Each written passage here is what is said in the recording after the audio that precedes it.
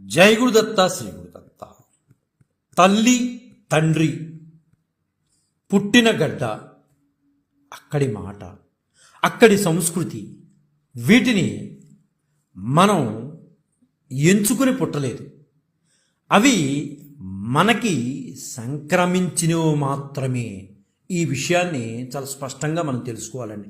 తల్లి తండ్రి పుట్టిన గడ్డ, అక్కడి మాట, అక్కడ ఉన్న సంస్కృతి మనం ఎంచుకుంటే రాలా, అవి మనకి సంక్రమించే అంతే. సంస్కృతి అనేది ఒక దేశం లేదా దేశం యొక్క చరిత్ర, భౌగోళికం, ఆచారాలు, సంప్రదాయాలు, జీవన విధానాలు, సాహిత్యము మరియు కళ, ప్రవర్తనా నియమాలు, ఆలోచనా విధానాలు మరియు విలువల్ని సూచిస్తుంది. ఇందులో భౌతిక సంస్కృతి, సంస్థాగత సంస్కృతి మరియు మానసిక సంస్కృతులు కూడా కలిసి ఉంటాయి. ఈ సంస్కృతులు తెలియాలంటే ముందు మన భాష మనకు ఉండాలి. ఇక భాష పరంగా మాట్లాడితే, భాష గురించే మనం మాట్లాడుకుంటే తెలుగు భాషా రూపాల్లో కనిపించే అంశాలు 5 రకాలుగా కనిపిస్తాయండి. ముఖ్యంగా 1 శాసన భాష, 2 గ్రాంధిక భాష, 3 వ్యవహారిక భాష, 4 మాండలిక భాష, 5 ప్రామాణిక భాష. ముఖ్యంగా తెలుగు భాషా రూపాల్లో కనిపించే అంశాలు ఈ 5ఏనండి మనకి.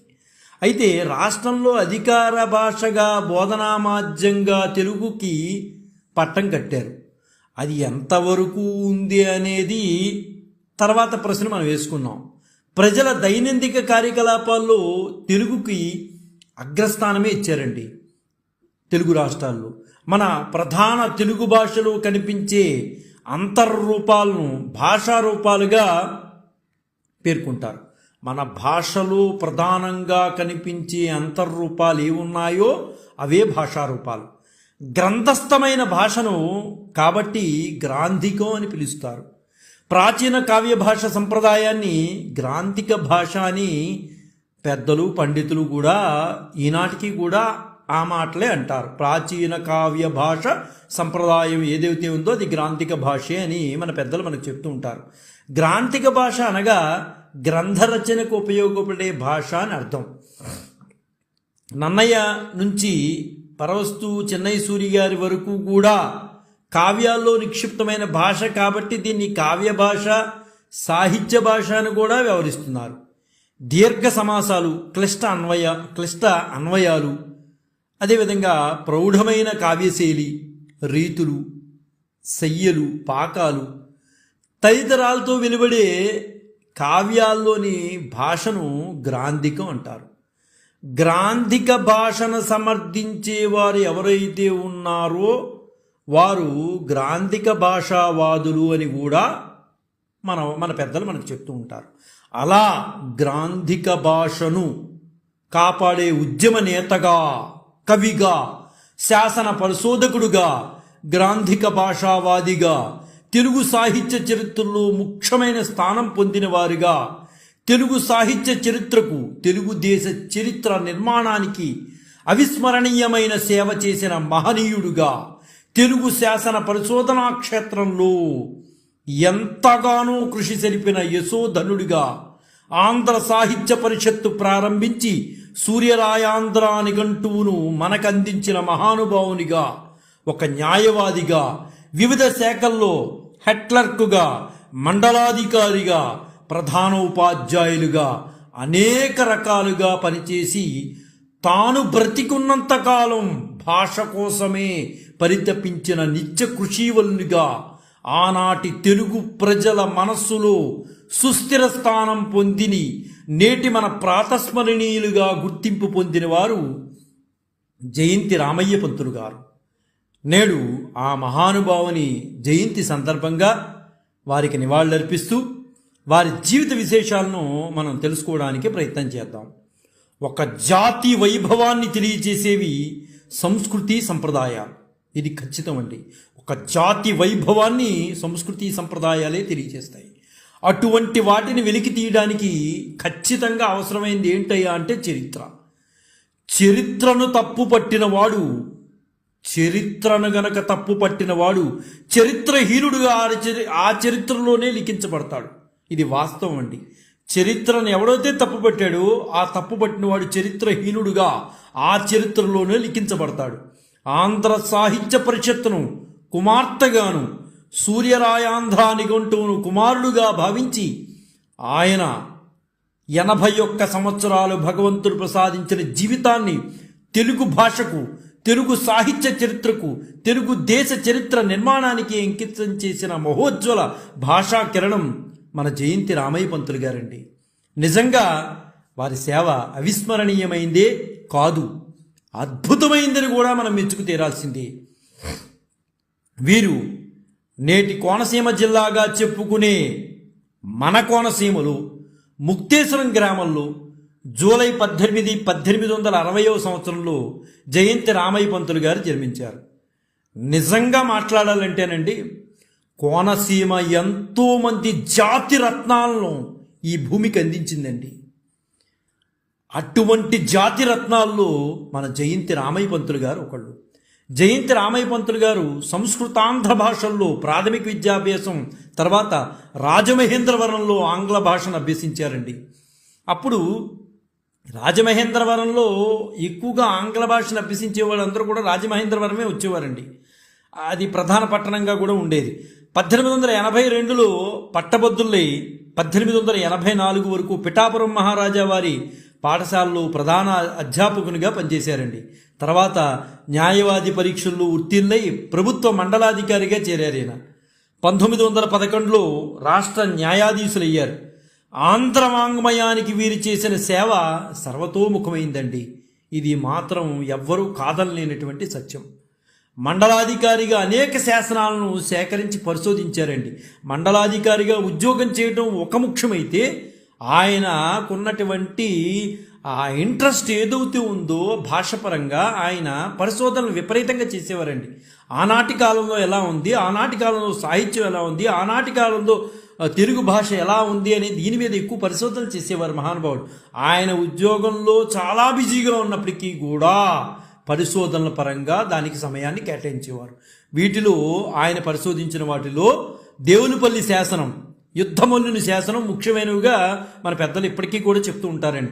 దేవునిపల్లి శాసనం మన జయంతి రామయ్య పంతులు గారు చేసినటువంటి శాసనాల్లో, పరిశోధించిన శాసనాల్లో దేవునిపల్లి శాసనం చాలా ప్రాముఖ్యత సంతరించుకుంది. అదేవిధంగా యుద్ధమల్లుని శాసనం కూడా ముఖ్యమైనదని కూడా చెప్తూ ఉంటారు. ఇలా సేకరించిన శాసనాల్లోని పద్యాలను క్రోడీకరించి, ఎంత మహానుభావుడో చూడండి, శాసనాన్ని తీసుకున్న తర్వాత సేకరించిన తర్వాత దానికి పద్యాలు క్రోడీకరించి శాసన పద్యమంజరి అనే పేరుతో 2 భాగాలు ప్రచురించారండి.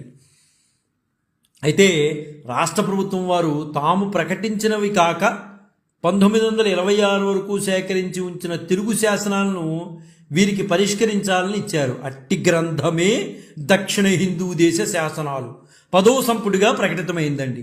వీరు రాష్ట్ర న్యాయాధీశులుగా పిఠాపురం, బొబ్బిలి, వెంకటగిరి సంస్థానాధీశుల ప్రోత్సాహంతో ఆంధ్ర సాహిత్య పరిషత్తును ఏర్పాటు చేశారండి మహానుభావులు.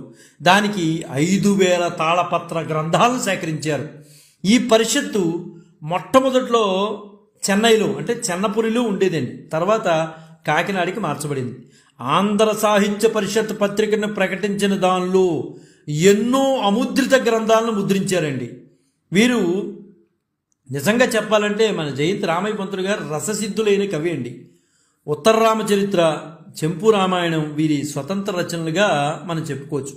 పిఠాపురం మహారాజా వారి ఆర్థిక సహాయంతో సూర్యరాయాంధ్ర నిఘంటువును 1936లో రచించారండి. ఆధునికాంధ్ర వాంగ్మయ వికాస వైఖరి అనే విమర్శనాత్మక గ్రంథాన్ని కూడా 1937లో రచించారు ఈయన.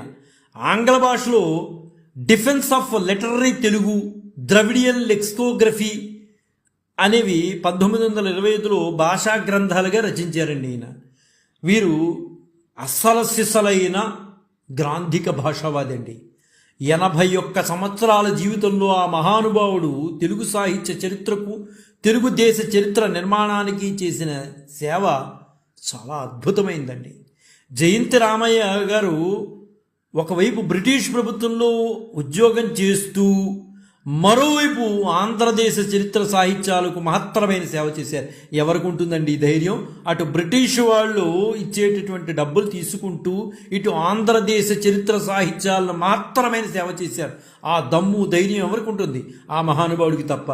ఆంధ్రదేశ చరిత్రను బయటికి వెలిగి తీయాలంటే ఆ రోజుల్లో భయపడేవారు. చరిత్ర బయటికి చెప్పాలి అంటే ఏదో కొన్ని లోపభూయిష్టాలు ఉండవచ్చు, వాటిని బయట పెడితే ఏదన్నా అవుతుందేమో అనే ఉద్దేశంతో భయపడేవారు. పైగా అక్కడ బ్రిటిష్ ప్రభుత్వం నడుస్తోంది.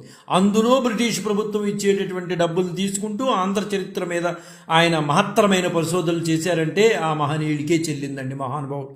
ఆయన పిఠాపురం, బొబ్బిలి, వెంకటగిరి, ఉయ్యూరు, తుని సంస్థానాదుల సహకారంతో నిధులు పోగు చేసేవారండి.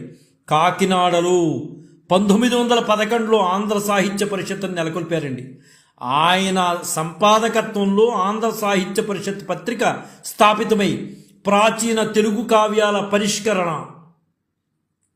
ప్రచురణ, పరిశీలన లక్ష్యంగా కొన్ని దశాబ్దాల పాటు వర్ధిల్లిందండి. అది వేలూరి శివరామశాస్త్రి గారు, రాళ్లపల్లి అనంతకృష్ణ శర్మ గారు, వీర్రాజు పంతులు గారు మొదలైన దిగ్గజాలు సాహిత్య వ్యాసాలు ఈ పత్రికలో ప్రచురితమై ప్రాచీన తెలుగు కావ్యాలపై కొంగొత్త వెలుగులు ప్రసారమయ్యేవండి. మహానుభావులు ఆ పత్రికలు వాళ్ళు వ్యాసాలు రాసేవారు. దాంతో కొత్త వెలుగు అనేది వచ్చింది. ఏదో చదువుదాం, ఏదో చెప్తున్నారు, ఏదో విందాం, ఏదో తెలుసుకుందాం అనే పద్ధతిలో ఆనాటి మహానుభావులు ఉండేవారండి.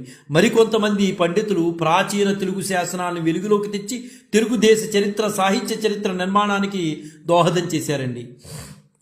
జయంతి రామయ్య పంతులు గారికి శాసన పరిశోధన అంటే ఎంత ఇష్టమో, ఎంత ఉద్యోగం చేస్తున్నో శాసన పరిశోధన అంటే చాలా ఇష్టపడిపోయేవారు. ఆయన కుటుంబ జీవితాన్ని కూడా త్యాగం చేసుకున్నారు వాటి కోసం అని. నిజంగా చెప్పాలంటే శాసన పరిశోధన కోసం కుటుంబ జీవితాన్ని కూడా ఆయన త్యాగం చేసుకున్నటువంటి అద్భుతమైన వ్యక్తి అండి.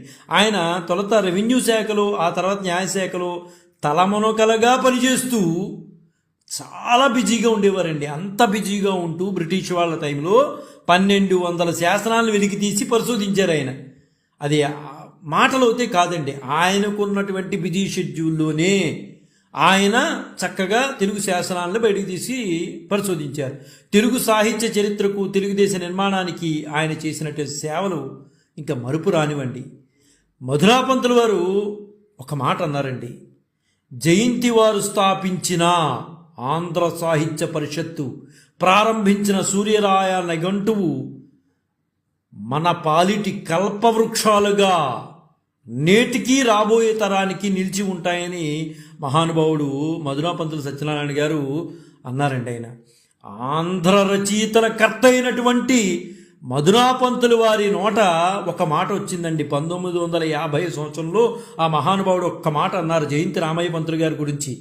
ఆంధ్ర సాహిత్య పరిషత్తును ఆయన కుమార్తెగాను, సూర్యరాయాంధ్ర నిఘంటువును కుమారుడుగా భావించి ఈ తెలుగు నేలకు వెలుగు తీసుకొచ్చారు అని ఒక్క మాట ఆయన జయంతి రామయ్య పంతులు గారి గురించి అన్నారండి. అంతేనండి, జయంతి రామయ్య పంతులు గారి వారి సార్థకత, ధన్య జీవితానికి చక్కనిగా ఈ ఉదాహరణ. ఆ మహానుభావుడు ఆయన అన్నటువంటి మధురాపంతులు సత్యనారాయణ గారు అన్నటువంటి మాట నిజంగా అది చక్కగా తెలుపుతాయండి మనకి. ఆయన ఎంత ధన్య జీవో మనకు తెలుస్తుంది జయంతి రామయ్య పంతులు గారు. జయంతి రామయ్య పంతులు గారు వారి పరిశోధించిన 400 శాసనాలని ఆంధ్ర విశ్వకళా పరిషత్తుకు బహూకరించడం ఆయన చిత్తశుద్ధికి, కార్యనిర్వహణ దక్షతకు నిదర్శనం అండి. ఆయన స్వయంగా పరిశీలించినటువంటి 400 శాసనాలు తీసుకెళ్ళి ఆంధ్ర విశ్వకళా పరిషత్తుకి బహూకరించారండి. ఈ రోజుల్లో ఎవరు చేస్తారండి? అంత మహానుభావులు ఎవరున్నారు? ఆయన స్వయంగా పరిశీలించిన తీసుకెళ్ళి ఆయన ఇచ్చారు. రామయ్య పంతులు గారు కాటయవేముని, తొట్టరముద్ది రాగిరీకుల్ని, యుద్ధమల్లుని బెజవాడ శాసనాన్ని, ఈ యుద్ధమల్లుని బెజవాడ శాసనాన్ని చూసినట్లయితేనండి అందులో బెజవాడలో అంటే విజయవాడలో, నేటి విజయవాడలో అనేక రకాలుగా కుమారస్వామి గుడులు ఉన్నాయి, విగ్రహాలు ఉన్నాయి అని కూడా ఈ శాసనాల్లో మనకు తెలుస్తున్నాయండి. అయితే ఇప్పుడు అవి నోచుకోలేదు, చాలా అరుదుగా విజయవాడలో మనకి సుబ్రహ్మణ్య స్వామి ఆలయాలు, అదే కుమారస్వామి ఆలయాలు మనకు లభ్యమవుతాయి. కానీ ఈ శాసనాల్లో చూసినట్లయితే ఆనాటి కాలంలో ఉన్నటువంటి రాజులు అక్కడ కుమారస్వామి విగ్రహాలను చాలా చోట ప్రతిష్ఠించారు. ఇదన్నీ కూడా యుద్ధములను బెజవాడ శాసనంలో మనకు తెలుస్తాయండి. చాలా చక్కగా ఉన్నటువంటి శాసనాన్ని ఆయన పద్య రూపంలో మన జయంతి రామయ్య పంతులు గారు తీసుకొచ్చారండి. రాజరాజ నరేంద్రుని నందంపూడి శాసనాన్ని, కాకతీయ చక్రవర్తి గణపతి దేవుడి మల్కాపురం శాసనాన్ని వెలికి తీసి ప్రచురించారండి మహానుభావుడు. జయంతి వారు ప్రచురించిన ఇమ్మడి నరసింగరాయని దేవులపల్లి శాసనం సాళు వంశ ప్రారంభం గురించి చెప్తుందండి. అంటే ఈయన తీసిన శాసనాలన్నింటిలో కూడా బాగా పేరు వచ్చింది ఏంటయ్యా అంటే దేవులపల్లి శాసనం అండి. ఇది ఇమ్మడి నరసింగరాయని సాళు వంశ ప్రారంభం గురించి చాలా స్పష్టంగా తెలియజేస్తాయండి. రామయ్య పంతులు గారు 800 శాసన పాఠాలని పరిష్కరించి ఇంగ్లీష్లోనూ తెలుగులోనూ ప్రచురించారండి మహానుభావుడు. ఒక్క తెలుగులోనే కాదు, ఆనాటి పరిస్థితుల్లో ఆయనకి ఇంగ్లీష్ భాషలో కూడా బాగా ప్రావీణ్యత ఉండేదండి ఆయనకి. అందువలన తెలుగు ఇంగ్లీష్ భాషలో కూడా ఆయన ప్రచురించారు. దక్షిణ భారత శాసన సంపుటాల్లోనూ భారతదేశ శాసన సంపుటాల్లోనూ రామయ్య గారి పాట పరిష్కరణలు వివరణలు ప్రచురించబడ్డాయండి. దేశీయ విదేశీయ శాస్త్రవేత్తలు ప్రశంసలు కూడా పొందాయి. ఆనాటి దేవులపల్లి శాసనాన్ని ప్రాతిపదికగా తీసుకుని ఆయన ఎన్నో రకాల ఆవిష్కరణలు చేశారండి మహానుభావుడు. ఆయన గుంటూరు, కడప జిల్లాలో సేకరించి ప్రకటించిన శాసనాలు తెలుగు చోడుల, పూర్వ పల్లవుల, చాళుక్యుల చరిత్రలోని చీకట కోణాలపై వెలుగులు ప్రసరింపజేసేయండి. అసలు ఎవరికో తెలియనటువంటి విషయాలు అలా ఎక్కడికో మరుగులు పడిపోయాయండి ఆ విషయాలు. వాటిని అన్నింటినీ కూడా ఈ మహానుభావుడు కుటుంబ జీవితాన్ని కూడా పక్కన పెట్టి ఆ ఊళ్ళన్నీ తిరిగి ఆ శాసనాల కోసం ఒక శాసనాన్ని కనిపెట్టాలంటే చిన్న విషయం అయితే కాదు. గుళ్ళు, గోపురాలు అన్నిటినీ పరిశీలించి అణువణువు పరిశీలించాలండి. అలా అణువణువు పరిశీలించాడు మహానుభావుడు కేవలం ఆయనకు ఉన్నటువంటి ఉత్సుకతతోనే. ఆ ఉత్సుకతతో ఆయన ముందుకు వెళ్ళి ప్రతి విషయాన్ని ఇంట్రెస్ట్ ఫీల్ అయ్యి ఆయన వెళ్ళి తీసుకుని ఆ శాసనాన్ని బయటకు పెట్టాడండి. అంటే చరిత్రలోని చీకటి కోణాలపై వెలుగులు ప్రసరింపజేసిన మహనీయుడు ఎవరన్నా ఉన్నారు అంటే సాహిత్య దాంట్లో కేవలం జయంతి రామయ్య పంతులు గారు ఒకరు అని మనం సగౌరవంగా చెప్పుకోగలమండి. విష్ణుకుండిల అస్తిత్వాన్ని తెలియజేసే శాసనాన్ని ప్రకటించడం రామయ్య పంతులు గారి ప్రతిభని తెలియజేస్తుందండి మహానుభావుడు. విష్ణుకుండిల అస్తిత్వాన్ని కూడా తెలియజేశాడండి ఆయన. జయంతి వారు పరిశోధనా క్షేత్రంలో నిస్వార్థంగా కృషి చేసి శాస్త్రీయంగా తమ అభిప్రాయాలను ప్రతిపాదించారండి. అయితే ఆయన ఎవరో ఏదో డబ్బులు ఇస్తారు, ఏదో చేస్తారు, నాకేదో మెడల్స్ వేస్తారన్న ఉద్దేశంతో చేయలేదు మహానుభావుడు. ఏ గౌరవానికి కూడా ఆయన నోచుకోలేకపోయాడండి మహానుభావుడు. ఎవరి దగ్గర నుంచి కూడా ఆయన ఏమీ ఆశించలేదు. కేవలం ఆయనకు ఉన్నటువంటి ఉత్సుకతే, అది తెలుసుకోవాలి, అది తెలుసుకుని 10 మందికి తెలియచేయాలి. వాళ్ళ దగ్గర నుంచి ఏదో మెడల్స్ వస్తాయని ఏనాడు కూడా ఆయన ఆశించలేదు. అలా ఆశించి ఆ పని చేయలేదు. అలా చివరి వరకు కూడా అలాగే కాలాన్ని గడిపాడండి మహానుభావుడు. ఆయన చివరి 81 సంవత్సరాల వరకు కూడా అదే తృష్ణతో వెళ్ళాడు తప్పించి ఎక్కడా కూడా ఎవరో మెడల్స్ వేయాలి, నాకేదో బిరుదులు ఇవ్వాలి, నా పేరు వెనకాల డిగ్రీలు ఉండాలి, ఇవేమి కాదండి. ఆయన చక్కగా బిఏలను వేసుకునేవాడు. జయంతి రామయ్య పంతులు బిఏలను వేసుకునేవాడు. ఆయన ఎంత చక్కగా వేసుకునేవాడు అంతే. ఏదో మెడల్స్ రావాలి, నాకేదో ఇవి ఇవ్వాలి, బిరుదులు ఉండాలి అని అనుకునేవాడు కాదు. అయితే వాదోపవాదాల్లో ఉదారపూర్వకంగా వ్యవహరించారని చాలామంది అంటూ ఉంటారండి. ఆయన చాలా చక్కగా వాదోపవాదాలు కూడా వస్తే ఆయన చాలా చక్కగా మాట్లాడేవారు ఏ విషయంలో అయినా సరే. భారతీయ శాసన చరిత్రలో బొహ్లర్ పండితుణ్ణి లాగానే తెలుగు శాసన పరిశోధనలో జయంతి రామయ్య పంతులు గారు చాలా గొప్పవారని, యశోధనులని దక్షిణ భారత శాసన సంస్థ సంచాలకులు సిఆర్ కృష్ణమాచార్యుల వారే ప్రశంసించారండి. మహానుభావుడు సామాన్యమైన వాడు కాదు. దక్షిణ భారత శాసన సంస్థ సంచాలకులే చెప్పారండి ఈ విషయాన్ని. నిజంగా మాట్లాడుకోవాలంటే బొహ్లర్ పండితుడు లాగానే భారతీయ శాసన చరిత్రలో బొహ్లర్ ఎలాంటి వాడో ఈ జయంతి రామయ్య పంతులు గారు తెలుగు శాసన పరిశోధనలో అలాంటి వారు అని ఒక శాసన సంస్థ సంచాలకులు ప్రకటించడం అది చిన్న విషయం అయితే కాదండి. విఖ్యాత శాసనవేత్త డాక్టర్ హీరానంద శాస్త్రి గారు కూడా తెలుగు శాసనాలను ఒక పుస్తక రూపంలో కానీ దక్షిణ భారత శాసనాల సంపుటంలో కానీ ప్రచురించేందుకు మీకంటే ప్రతిభావంతులు నాకు మరొకరు కనిపించలేదు అని హీరానంద శాస్త్రి గారు ఖచ్చితంగా మన జయంతి రామయ్య పంతులు గారికి చెప్పారండి. అంటే ఎంత గొప్ప గొప్ప వాళ్ళ మన్ననలు పొందగలిగారు మహానుభావుడైన రామయ్య గారితో అన్నారు. ఆయన ఈరానంద శాస్త్రి గారు కూడా చెప్పారనమాట. నన్నయ్యకు బాగా ముందే తెలుగు పద్యం ఉందని తెలియజెప్పిన మహానుభావుడు మన జయంతి రామయ్య పంతులు గారేనండి. నన్నయ్య గారి ముందే పద్యాలు ఉన్నాయని చెప్పాడు ఆయన. తెలియని తెలుగు చరిత్రకారులు, శాసన పరిశోధకులు, సాహితీమూర్తులు ఉండరంటే ఈయన పేరు తెలియని వాళ్ళు ఎవరు లేరండి. సహజంగా అయితే ఎవరు లేరు, అందరికీ తెలుసు. నిజంగా అంత గొప్పవాడు ఈయన. యుద్ధమల్లుని బెజవాడ శాసనంలో తెలుగు పద్యాలు ఉన్నాయని మొట్టమొదటిసారిగా చెప్పింది నేనేనండి. జయంతి రామయ్య పంతులు గారే చెప్పారు. ఈ బెజవాడ శాసనంలోనే మనకి చాలా స్పష్టంగా కుమారస్వామి యొక్క విగ్రహాలు విజయవాడలో చాలా ఉన్నాయి, చాలా చోట్ల నిక్షిప్తమయ్యాయి అనే విషయం కూడా మనకి తెలుస్తుందండి. ఆ తర్వాత అవన్నీ పోగొట్టుకుందాం అనుకోండి దురదృష్టవశాత్తు మనం. కానీ బెజవాడలో, విజయవాడలో ఎక్కువ సుబ్రహ్మణ్య స్వామి యొక్క విగ్రహాలు, కుమారస్వామి యొక్క విగ్రహాలు వెలిసి ఉన్నాయి. ఆనాటి రాజులు పోషించారు అనే విషయం మాత్రం మనకు తెలుస్తోంది. ఏది? యుద్ధమల్లుని బెజవాడ శాసనం ద్వారా శాసనాలను సేకరించి పరిష్కరించి దక్షిణ భారత శాసన సంపుటి పేరుతో ప్రచురించిన ఘనత మన జయంతి రామయ్య పంతులు గారికే దక్కుతుందండి. ఆంధ్ర సాహిత్య పరిషత్ ఏర్పాట్లో పాత్ర పోషించడమే కాక ఎన్నో శిలాశాసనాలను ఆ సంస్థ పత్రిక ద్వారా వెలుగులోకి తెచ్చి తెలుగువారి చరిత్రను సుసంపన్నం చేశారు మహనీయులు మన జయంతి రామయ్య పంతులు గారండి. తనకున్న ఆసక్తి కొద్దీ అనేక శాసనాల నకలను ముందేసుకుని వాటిలోని పద్యాలను గుర్తించి ఘన విభజన చేసి ఛందస్సుతో పాటు 2 భాగాలుగా శాసనమంజరి అనే పుస్తకాలను ప్రచురించి తెలుగు చారిత్రక సాహిత్య జగత్తును ఎనలేని సేవ చేశారండి. ఎంత గొప్ప విశేషమో తెలుసా అండి? ఆయన చరిత్రను తీసుకుని ఆయన పద్యాలు అక్కడ అందులో ఏవైతే ఉన్నాయో ఘన విభజన చేసుకుని ఛందస్సుతో పాటు 2 విభాగాలుగా శాసనం పద్యమంజరిని బయటికి ఈ జగత్తుకి తీసుకొచ్చారండి. జగత్తులోకి వెలుగులోకి తీసుకొచ్చారు మహానుభావుడు. దక్షిణ భారత శాసనాల సంపుటాల్లో తెలుగు శాసనాల ప్రచురణ పరిష్కరణ బాధ్యతను జయంతి రామయ్య పంతులు గారు చేపట్టి ఖచ్చితంగా విజయులయ్యారండి.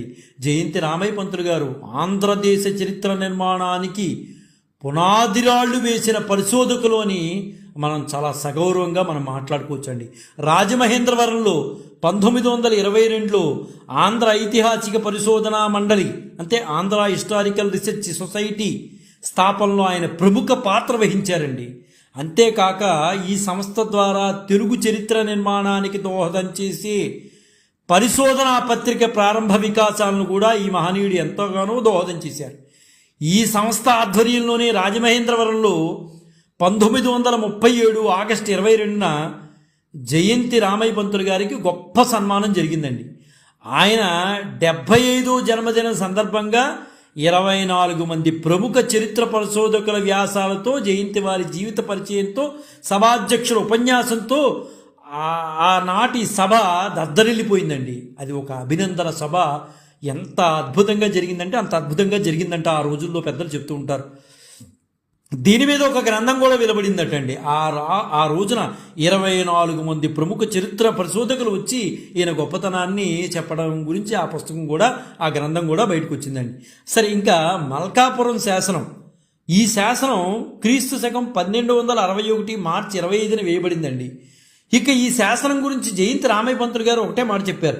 1930 నాటి journal of Andhra historical research సొసైటీలో చాలా విషయాలు చర్చించారండి. ఈ విషయంలో మాత్రం కాకతీయులు ఆయన చాలా గొప్పగా రాసేవారండి. ఏదైనా సరే అన్నీ కూడా యథార్థంగా ఉన్న మాటల్ని ఆయన ఏదైతే చూశారో వాటిని చెప్పడానికి ఏనాడు కూడా భయపడేవారు కాదని చాలా స్పష్టంగా చెప్పేవారు. కాకతీయులు క్షత్రియులా శూద్రులా అన్న విషయం ఈ శాసనంలో క్షత్రియులని చెప్పబడింది.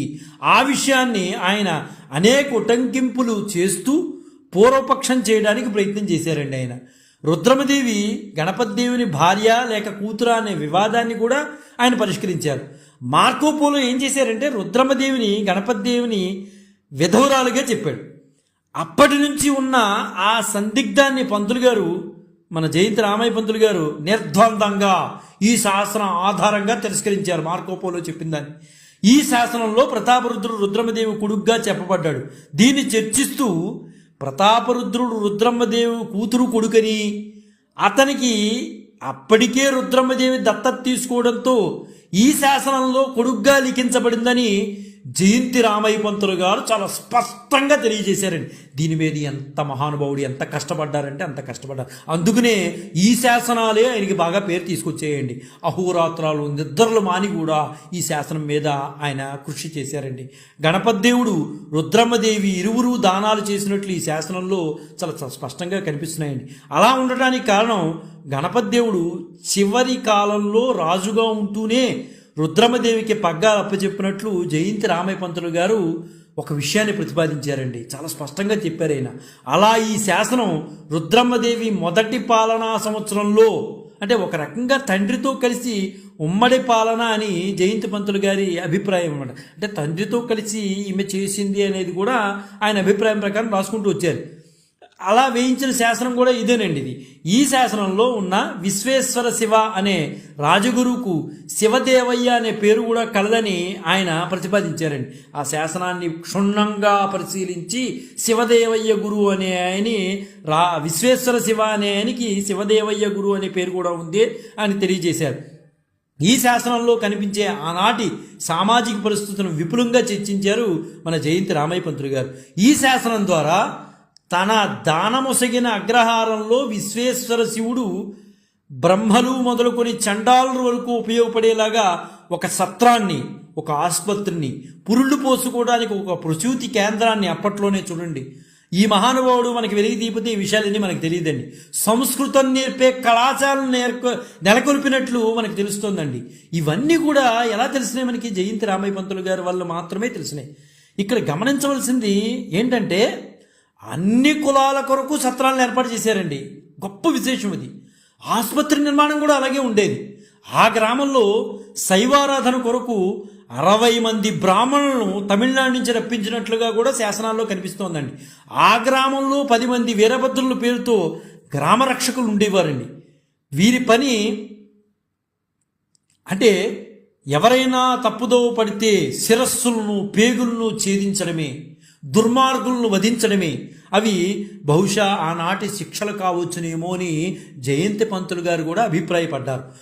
అయితే ఈ వీరభద్రుల కింద పనిచేయడానికి వీరముష్టి పేరుతో 20 మంది భటులు కూడా ఉండేవారు వీరభద్రుల కింద అనమాట. ఇవన్నీ కూడా మనకి ఎలా తెలుస్తున్నాయండి? ఆయన వెలుగులో తీసుకొచ్చిన శాసనాల ద్వారానే మనకు తెలిసాయి.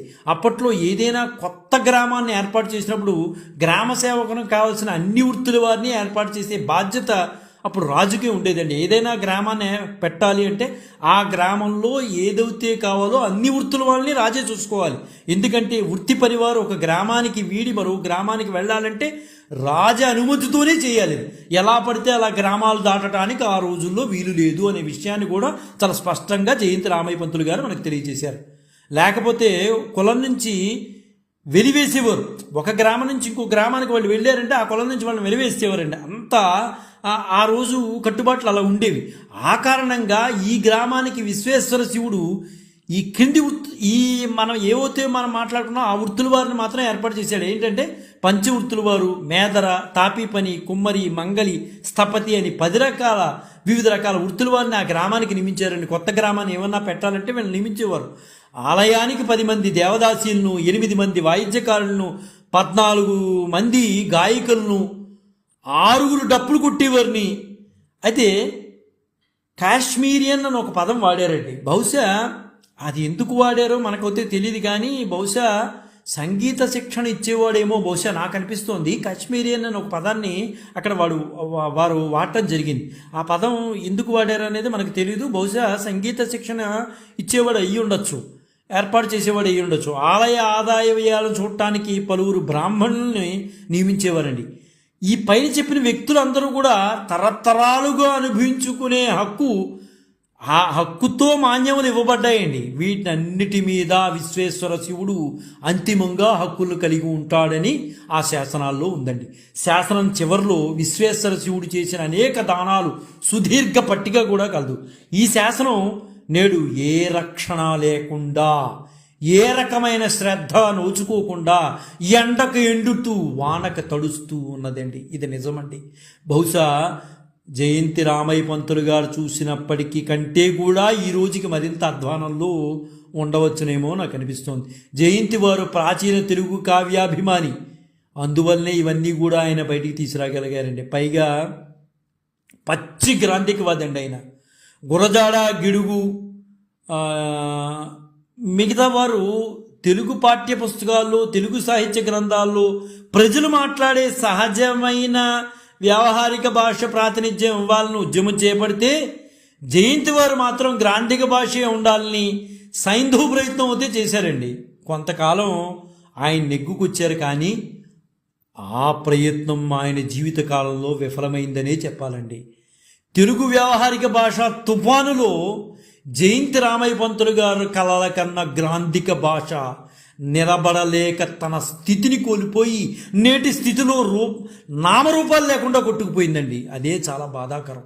ఎంత కృషి చేసిన మహానుభావుడు, అహోరాత్రాలు నిద్ర లేకుండా కుటుంబ జీవితాన్ని కూడా పక్కన పెట్టి కష్టపడిన మహానుభావులు గ్రాంధిక భాష కోసం నేడు వ్యావహారిక భాష తుఫానులో ఈ గ్రాంధిక భాష కొట్టుకుపోయిందండి. పేరులో జయం ఉన్న వ్యక్తిగతంగా జయాన్ని సాధించగలిగారే కానీ సమాజపరంగా వ్యవహారిక భాషా ఉద్యమంలో ఓటం పాలయ్యారనే నాకు అనిపిస్తోందండి. జయంతి రామయ్య పంతులు గారు నికార్సైన ఖచ్చితమైన గ్రాంధిక భాషావాది, ఇందులో ఏమాత్రమూ సందేహం లేదండి. అయితే వారు సమకాలీనులు గిడుగు రామూర్తి పంతులు గారు వ్యవహారిక భాషావాది అయిన భాషాపరంగా వారి మధ్య భేదాభిప్రాయాలు పురస్కరించుకునే సందర్భం వచ్చినప్పుడల్లా ఒకళ్ళ మీద ఒకళ్ళు విసురులు వేసుకోవడం అనేది జరుగుతూ ఉండేదండి. ఈయనేమో జయంతి రామయ్య పంతులు గారేమో గ్రాంధికవాది, ఆయనేమో వ్యవహారిక భాషావాది. ఏ సమయం వస్తే ఆ సమయంలో వీళ్ళు విసురులు వేసుకుంటూ ఉండేవారండి. ఒకసారి ఆయన ఉన్నటువంటి హడావుల్లో జయంతి రామయ్య పంతులు గారు పొరపాటున ఒక పదాన్ని రాశారండి. అంతే పట్టుకున్నారు మన గిడుగు రామూర్తి పంతులు గారు. ఏంటి ఆ పదం అంటే, ఆయనకు ఉన్నటువంటి ఈ శాసన పద్యాలు ఏవైతే ఉన్నాయో వాటిలో రాయటంలో పాపం తలమునకనయ్యి ఒక చిన్న పదాన్ని రాశారు. ఏంటంటే తలకు నూనె వ్రాసుకుని అని రాశారంట.